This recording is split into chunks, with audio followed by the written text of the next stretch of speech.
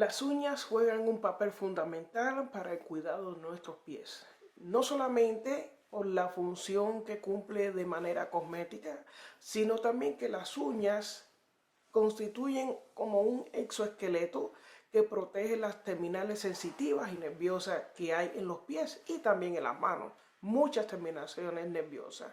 Y estas anastomosis que están en la misma punta, en los pulpeos de los dedos, son protegidas por las uñas.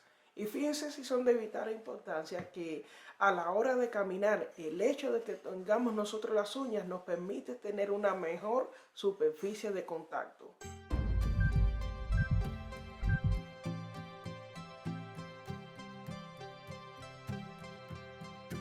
¿Se imaginan ustedes que fuera si la persona no tuviera uña en los pies?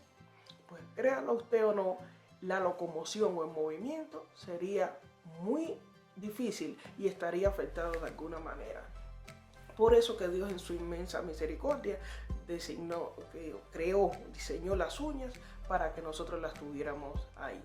Hay algunas afecciones, muchísimas, que están relacionadas con las uñas y son terminologías que quisiera que ustedes aprendieran hoy. Una de ellas es la microniquia. Y cuando hablo de la microniquia me refiero a la uña que es muy pequeñita. La vemos en el dedo pequeño del pie. Ustedes se han fijado que hay personas que en el dedo chico del pie o el quinto dedo casi la uña apenas no se percibe. A esa afección se le llama microniquia porque es microscópica, muy pequeña, que apenas se puede percibir. Tenemos también el término leuconiquia.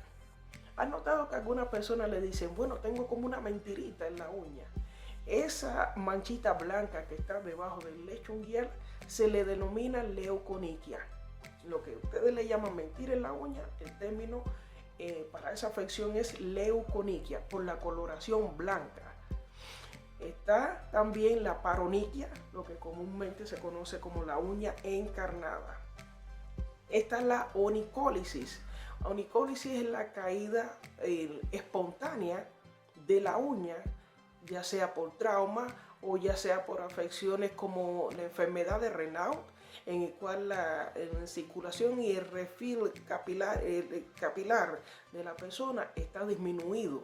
La persona en los pulpejos casi no tiene sensibilidad y eso pone los pulpejos expuestos a que se pueda caer las uñas de manera espontánea, aunque después mediante un proceso se llama onicogénesis la uña puede salir nuevamente, pero por medio de esta enfermedad que se llama onicólisis la uña se cae.